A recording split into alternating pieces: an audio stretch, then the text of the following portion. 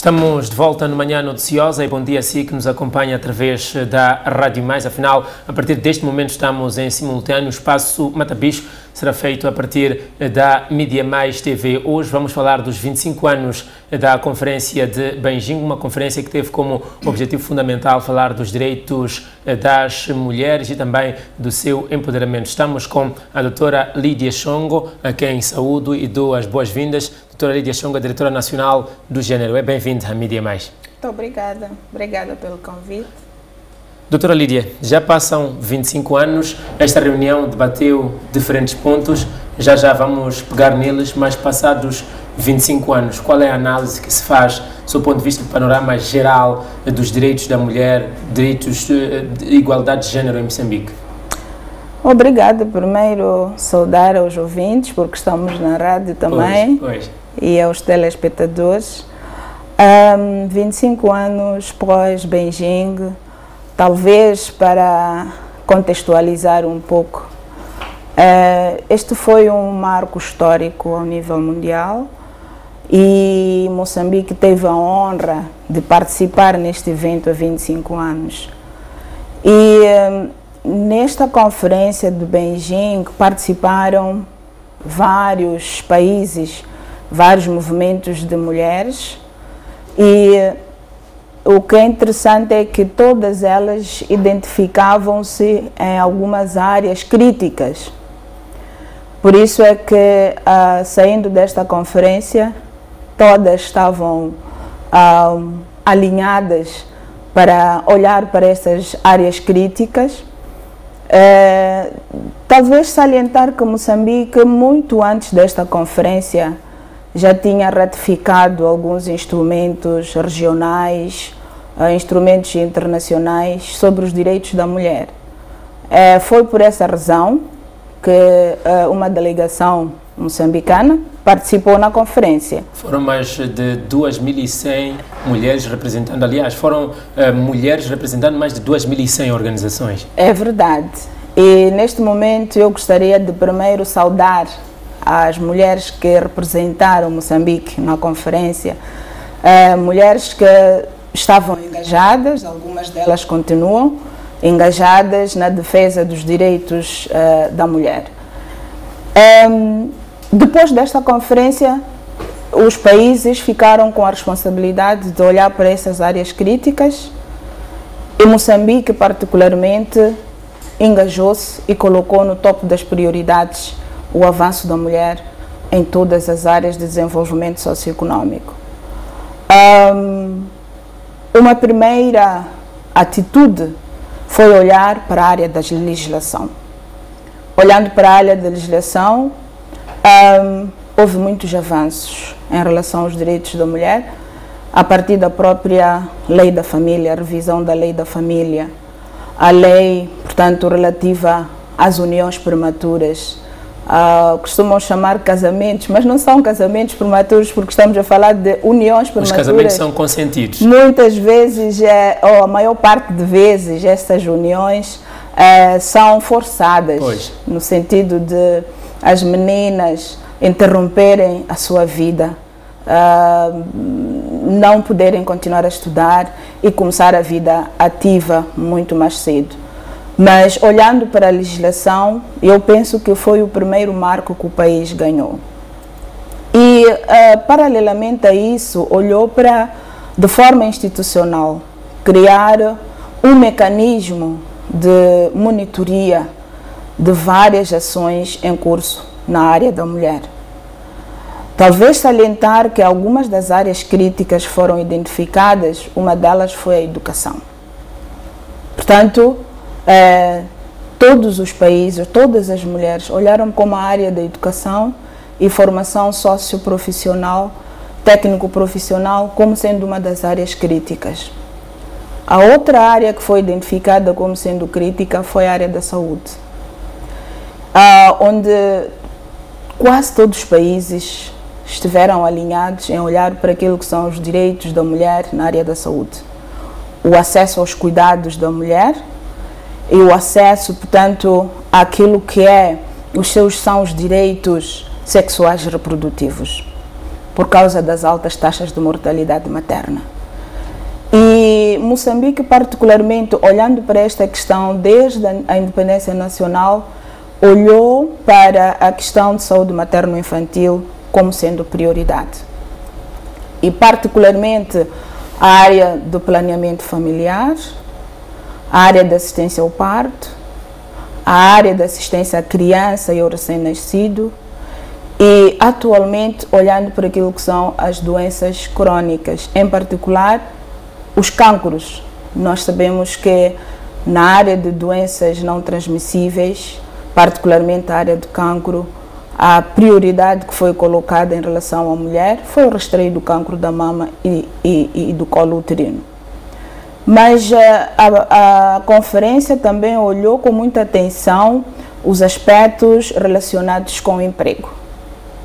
Olhou com particularidade também os aspectos relacionados com o acesso aos recursos produtivos.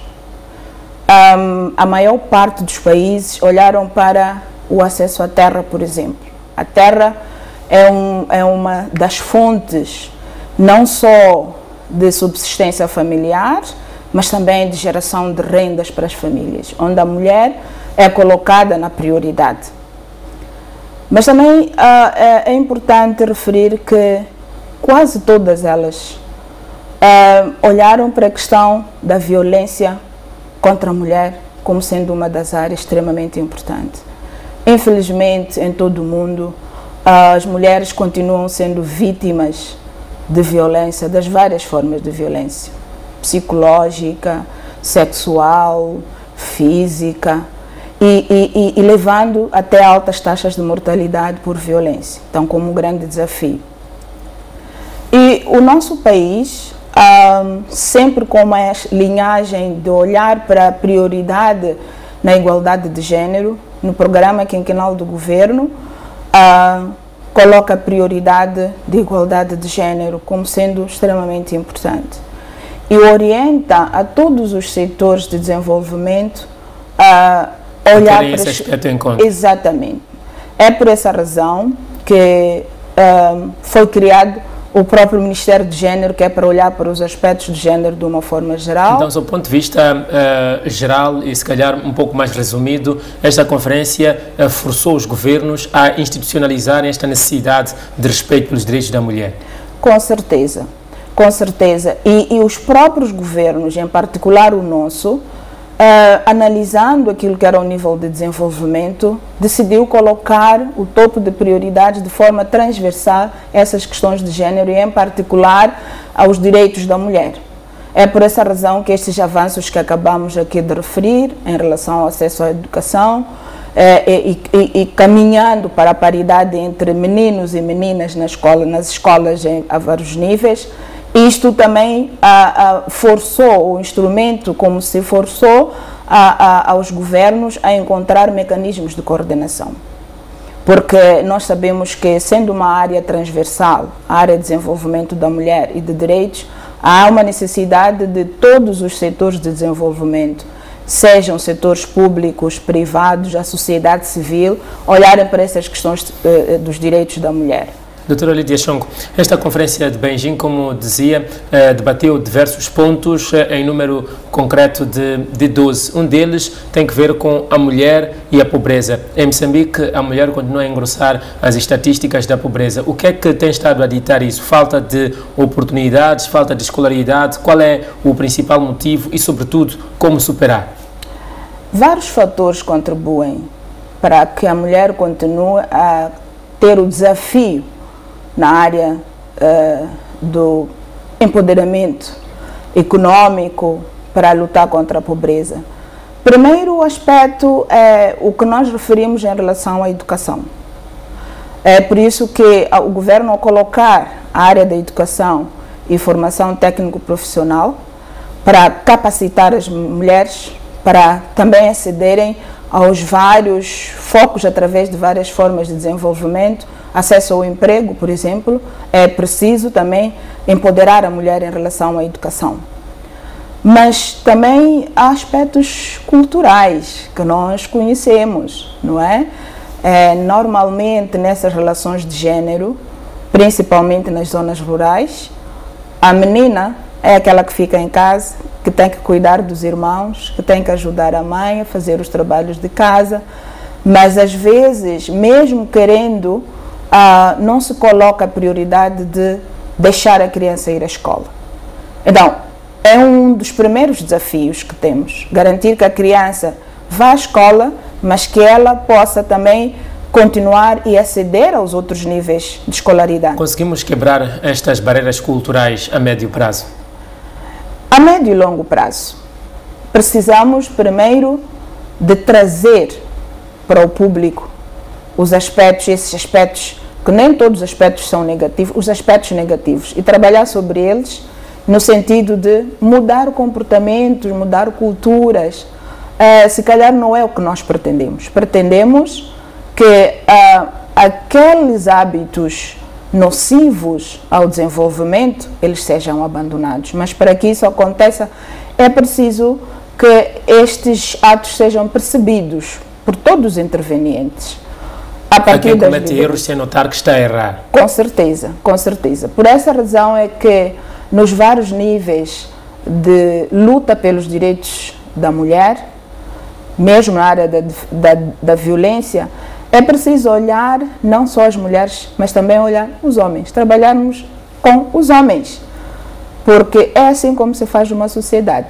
Eu já queria colher a sua percepção sobre esta tendência que há, sobretudo a nível da sociedade civil, na tentativa de defender o feminismo, defender o feminismo, ou seja, colocar a mulher acima do homem e não no mesmo diapasão ou no mesmo padrão. Como é que tem estado a lidar o Ministério com isso? Porque é preciso limar também estas situações para não ter um constrangimento reverso no futuro. Talvez o que eu gostaria de recordar é que se há um compromisso da equidade de género, significa que homens e mulheres têm os mesmos direitos. De fato. E isso deve ser percebido. E a mulher Nota que todas as forças vivas da sociedade, sobretudo a sociedade civil, tem estado a perceber nessa dimensão. Com certeza, tem estado a perceber, mas é importante que continuemos a divulgar todos os instrumentos que existem que defendem os direitos da mulher. O que é que se pretende? Pretende-se que homens e mulheres caminhem juntas para o desenvolvimento harmonioso dentro das famílias, dentro da sociedade e em paz, acima de tudo. Então, eu penso que é uma luta positiva, no sentido de mostrar que há uma necessidade de empoderar a mulher a vários níveis. É importante perceber que o que se pretende, na verdade, é que haja equidade em termos de direitos. Porque falava de alguns aspectos culturais, foram várias gerações pensando que o homem é superior à mulher. Pois. O homem tem habilidades diferentes das mulheres, assim como as mulheres têm habilidades diferentes dos homens. Então, é olhando para essas diferenças entre homens e mulheres que devemos capacitar homens e mulheres, devemos nos capacitar para caminharmos juntos para o desenvolvimento. É uma questão de equidade de direitos e não a tentativa de mostrar quem é superior. Colocar a mulher em cima e o homem mais abaixo. Doutora Shongo, há aqui uma situação que levantou, que este trabalho não pode ser feito só pelo Ministério de Gênero, Criança e Ação Social, há também outros setores de atividade que devem colaborar. Como é que olha para a resposta desses setores de atividade, tendo em conta que alguns dos principais aspectos que foram debatidos na Conferência de Beijing, relativos à mortalidade infantil, à violência contra a mulher, são permanentes e têm números até cada vez mais altos em Moçambique? Sobretudo agora, com a pandemia da Covid-19, a violência doméstica aumentou bastante. Eu fazia referência ao programa quinquenal do governo para mostrar que há obrigatoriedade de todos os setores de desenvolvimento socioeconómico olharem para a questão de equidade de género. Estão a olhar? Estão. A primeira atitude que eu posso assim considerar por parte do governo foi criar um mecanismo de coordenação e de monitoria desses aspectos. Então, o Conselho Nacional para o Avanço da Mulher, onde fazem parte várias instituições, olha para aquilo que são as suas atribuições nos diferentes setores. O setor da educação tem que olhar para questões de empoderamento da mulher na área da educação e formação. O setor da saúde tem que ver os aspectos relacionados com a área da saúde da mulher e está a fazer. O setor do emprego e do trabalho, assim sucessivamente. É interessante que neste Conselho fazem parte instituições da sociedade civil. É reconhecendo que cada um de nós, na sua área de desenvolvimento, esteja a olhar para as questões dos direitos da mulher. Então, existe este Conselho, que é um instrumento extremamente importante na avaliação daquilo que tem sido feito na área do empoderamento da mulher de uma forma geral. As avaliações têm também sido a nível internacional para a colocação, por exemplo, de Moçambique nos rankings. E como é que estamos nesse nível? Estamos num bom caminho ou nem por isso? Felizmente, vou dar o exemplo em relação aos cargos de direção e chefia, cargos de poder. Moçambique já foi mencionado em muitos fóruns internacionais em relação a este aspecto. Olhando para o nosso Parlamento de 2010, acho que foi o primeiro país a indicar ou a eleger uma mulher para liderar um órgão tão importante. E também, agora temos o Conselho Constitucional. Com certeza. Então, estes são aspectos que colocam Moçambique numa posição que mostra que, de facto, o empenho do governo, da sociedade civil, de uma forma geral, está sendo colocado como prioridade. Temos desafios, naturalmente, desafios nas várias áreas. Quando olhamos para a área da educação, é preciso que a menina, a rapariga, que acede à escola, ela consiga, de facto, progredir até uma formação que lhe permita depois a integração para o desenvolvimento. Na área da saúde, continuamos com o desafio de taxa de mortalidade materna. É verdade que ela reduziu e vai reduzindo gradualmente, mas precisamos também de continuar a trabalhar no sentido de reduzir cada vez mais. Olhamos para o acesso aos recursos produtivos. Verificamos que a concessão, por exemplo, do direito do uso à terra às mulheres tem sido colocada a todos os níveis como prioridade. E é importante quando a mulher se sente com o poder e dizer, tenho um recurso, posso produzir, e do que eu produzo posso sustentar a minha família, posso gerar renda e posso me sentir também preparada para concorrer a vários níveis em outras posições de desenvolvimento socioeconômico. É importante verificar que um dos instrumentos extremamente importantes é a parte de dados estatísticos. E o governo, ao criar o Instituto Nacional de Estatística, deu uma responsabilidade enorme. E uma delas é de olhar para as estatísticas de género. E com muita satisfação, nós verificamos que anualmente temos a informação que nos permite não só a elaboração de políticas, mas também a elaboração dos nossos programas de desenvolvimento. É preciso saber qual é a situação em que a mulher se encontra em todas as áreas de desenvolvimento e depois disso olhar para onde é que nós vamos, o que é que nós queremos. Queremos a paridade, queremos os direitos da mulher em todas as áreas. Portanto, o desenvolvimento da mulher ou o género de uma forma geral é uma área transversal que tem que ser olhada com este olhar positivo e Moçambique, felizmente, tem conseguido. Como dizia, temos muitos desafios. Quando nós olhamos para a área da violência, nós podemos verificar que há tendências de aumentar o número de casos de pessoas, mulheres em particular, violentadas. Fisicamente, a violência sexual tomou contornos, alguns deles difíceis de compreender. Não será isto que está a influenciar agora uma mudança de papéis? Há também mulheres que estão cada vez mais a violentar os homens? Se calhar o nível de gravidade está a fazer com que as mulheres já se sintam numa situação de ter de revidar. Ninguém deve pautar pela violência, em nenhuma circunstância. Mas nós somos seres humanos e temos comportamentos diferentes, temos formas diferentes de reagir a diferentes situações. Há situações onde há violência que até resulta em morte, mas se formos a verificar aquilo que o violador coloca como causa, é coisa pequena.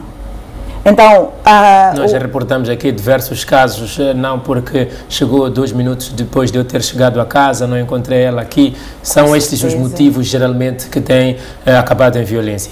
Com certeza. Por isso é que eu defendo também, ou defendemos a necessidade de procurar algumas pesquisas que vão um pouco a fundo nessas questões socioculturais, para compreendermos mais as motivações para partir para a violência, partir para matar. Aliás, seja necessário também um trabalho, do ponto de vista psicológico, para entender estas ações e depois de saber como responder a elas com alguma eficácia. Com certeza, com certeza. Por isso é que nesta batalha, nesta luta contra a violência, também estão envolvidas instituições acadêmicas que têm a responsabilidade de trazer ao de fundo algumas evidências em relação à área da violência.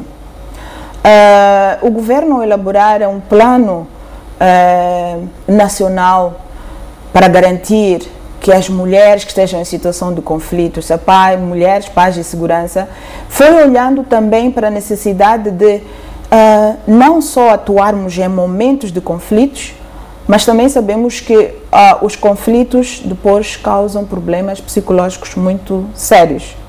Então, este plano também vem para olhar para essas questões em momentos de conflito, em momentos de pós-conflito, mas também a reintegração da mulher pós-conflito. Doutora Lídia Chongo, nesta conferência de Beijing, que aconteceu já passam 25 anos e nós aqui estamos a recordar, abordou-se também a questão da mulher e os conflitos. Em Moçambique nós temos 2 conflitos armados e a mulher tem estado a ser um dos grupos mais afetados, as mulheres e as crianças. Isto cria complicações para a evolução da mulher nestes diferentes setores, do ponto de vista da redução da pobreza, inclusão financeira e também desenvolvimento académico, cultural e por aí fora. Qual é a abordagem que está a ser dada pelo Ministério a este grupo específico que está a viver o conflito?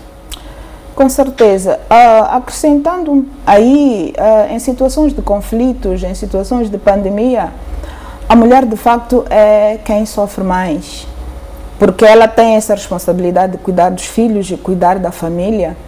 E neste momento que o país atravessa de conflitos, temos com certeza situações em que mulheres clamam pela ajuda, clamam pelo processo de integração, clamam pelo processo de apoio psicossocial. Há mulheres que ficaram sozinhas com mais de 5 filhos. Com certeza. E constitui o foco. E eu fazia menção aqui ao nosso programa, portanto, para mulheres, pais de segurança, que tem na sua estrutura de atuação também o envolvimento da sociedade civil, do setor privado, das organizações religiosas. Esses intervenientes já começaram a trabalhar no terreno? Com certeza. Estamos a trabalhar no terreno e, como dizia, cada um de nós olhando para aquilo que são as suas atribuições. Estamos num processo de mobilização de recursos a vários níveis, porque a este grupo de mulheres e crianças adiciona-se mais a situação até de falta de abrigo, de falta de alimentos, a falta de proteção. São vários básica. Direitos que são privados em simultâneo. Com certeza, com certeza. Então, como governo, como setor da área da mulher, do género, estamos a trabalhar no sentido de mobilização destes intervenientes a vários níveis, no próprio plano, com os nossos parceiros de cooperação. Felizmente, temos tido apoio por parte dos nossos parceiros de cooperação na resposta em relação a esta situação. É verdade, não sendo uma situação planificada, nós temos que encontrar formas de garantir que haja sinergias entre vários intervenientes que nos encontramos no terreno, quem é que faz o quê e como é que nós fazemos. Então, continua sendo um grande desafio pelo fato de, infelizmente, a situação mantém-se no estado em que está, mas as mulheres e crianças, as pessoas idosas e com deficiência constituem a prioridade nestes programas de apoio que são levados a cabo ao nível desses campos, tanto de pessoas deslocadas, assim como nos campos de reintegração.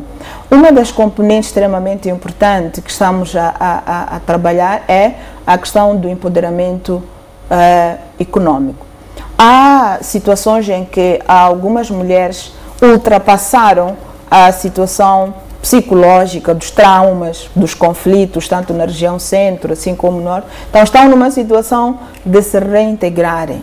Então aí estamos à procura de solução, encontramos algumas, para garantir que as mulheres sejam capacitadas para desenvolverem atividades de geração de renda para o seu próprio empoderamento e tentar reverter a situação de trauma pelos conflitos. Pode citar algumas das soluções? A agricultura, pensou-se num outro tipo de atividade de fácil aprendizado para estas mulheres começarem a se reerguer de forma rápida como eu desejava? Sim, talvez aqui mencionar que este trabalho é feito em coordenação com as estruturas locais, porque as oportunidades de desenvolvimento destes projetos tem a ver com aquilo que a região oferece, aquilo que são as áreas de desenvolvimento. Noutras regiões, em quase todas, a agricultura sim, é a base de subsistência. Em algumas, com projetos de criação de animais para o abate, para o consumo. Noutras, atividades, por exemplo, de comércio, nas várias áreas, comércio informal. Então, são diversos projetos, mas que são desenvolvidos de acordo com aquilo que são as oportunidades que cada região oferece para a área de desenvolvimento, em particular para a mulher. Doutora, outro problema também atual, que infelizmente não é muito falado, tem que ver com os direitos das meninas, que também foram abordados nesta conferência de Beijing.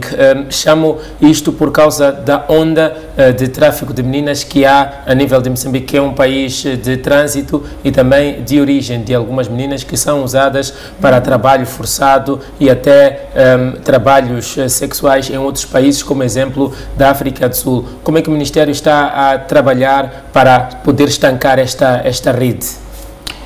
Eu diria que é um trabalho do governo. Olhando para esta componente da rapariga, fazia menção no início sobre vários instrumentos que o governo ratificou para garantir os direitos tanto dos homens, tanto das mulheres, nas diferentes faixas de desenvolvimento, faixas etárias. Tem-se dito que estes documentos têm estado a esbarrar na implementação? Não diria assim. Diria que é um desafio, primeiro, para a divulgação de toda a legislação que existe no país. Aquilo que é o Código Penal, a revisão da Lei da Família, a lei, portanto, que fiz menção há pouco tempo sobre os casamentos ou as uniões prematuras. Então, são instrumentos extremamente importantes. Primeiro, é preciso que estes instrumentos sejam divulgados. E olhar também para uma questão da prevenção como sendo a principal, não é? Vamos penalizar, vamos fazer isso, mas o importante é prevenir. Como prevenir? É perceber quais são esses problemas. E não só o problema desse tráfico de meninas, mas também, eu dizia, o problema da violência. A violência contra a rapariga tem efeitos em toda a faixa do seu desenvolvimento. Menores de 1 ano, de 2 anos, de 3 anos são violentadas sexualmente até a morte. Então, isto é crime. Mas eu dizia, volto, por que essas atitudes? Muitas vezes são pessoas próximas que violentam. Então, é crime o tráfico de menores, como é crime violentar menores. Mas antes de chegarmos à penalização, temos é que prevenir e trabalharmos em coordenação as várias instituições, que é para percebermos até que ponto é que cada um de nós tem que ficar com a sua responsabilidade. Muitas dessas meninas vão para alguns países da África Austral. Como é que está a coordenação entre Moçambique e estes países para poder controlar esses fenómenos? Eu diria que o esforço coordenado está sendo implementado no sentido de garantir que a monitoria destes fenómenos e o reporte desses fenómenos seja uma responsabilidade de todos os países. Porque não há nenhum país que defende este fenómeno extremamente prejudicial para o desenvolvimento humano e em relação aos direitos humanos. Tem interesses, alguns deles não conhecidos por nós, vão para muitas linhas que muitos de nós não conhecemos, mas é importante aqui sublinhar que em nenhum desses países são redes clandestinas, mas os países, de certa forma, formal, punem. Então, isto acho que é uma rede que constitui um desafio para nós, de continuarmos a trabalhar nesse sentido, internamente primeiro, continuo a dizer, a partir das comunidades. Porque para que uma menina saia da sua família, atravesse fronteiras, há aqui uma conivência de muitos atores. Uma conivência associada à pobreza, muitas vezes. Até certo ponto, mas a pobreza não justifica. Há várias formas de lutar contra a pobreza e acho que são as formas mais dignas em que a pessoa luta contra a pobreza no seio da sua família e, acima de tudo, transmite esses valores de lutar contra a pobreza trabalhando. Não é um dinheiro fácil que vai resolver os problemas da pobreza. Nenhuma sociedade se desenvolveu assim. Todas elas que se desenvolveram-se com um trabalho honesto, digno e passagem de testemunho para as gerações mais novas, no sentido de mostrar como é que se luta contra a pobreza. As organizações que trabalham com este aspecto de igualdade e equidade de género têm estado a dizer que ela beneficia a todos, de fato beneficia, pretende-se um mundo igualitário, do ponto de vista de género, de acordo com as Nações Unidas, até 2030. Estamos em 2020, faltam só 10 anos, Moçambique consegue atingir a meta? Vamos trabalhar, queremos chegar lá. Queremos chegar lá e somos otimistas, porque temos as condições criadas. Primeiro, por parte do governo, que criou essas condições que eu fiz menção e abriu espaço de trabalharmos em coordenação, governo, setor privado, sociedade civil. Estamos a caminhar e queremos chegar. E se calhar, ultrapassar essas metas e garantir que homens e mulheres, mais uma vez, vivam em harmonia e paz no nosso país. Doutora Lídia Chongo, muito obrigado por ter estado connosco no Manhã Noticiosa e também no Matabicho, na Rádio Mais. Muito obrigada. Muito obrigada. Doutora Lídia Chongo foi a nossa convidada para o Matabicho de hoje e também para o Manhã Noticiosa, a diretora nacional de Gênero. Estivemos a falar dos 25 anos da Conferência de Beijing, um encontro histórico no que toca à forma como a sociedade passou a encarar a igualdade de género e os direitos da mulher em todo o mundo. Um momento para uma breve pausa, não saia daí, volto dentro de instantes com mais novidades. Até já.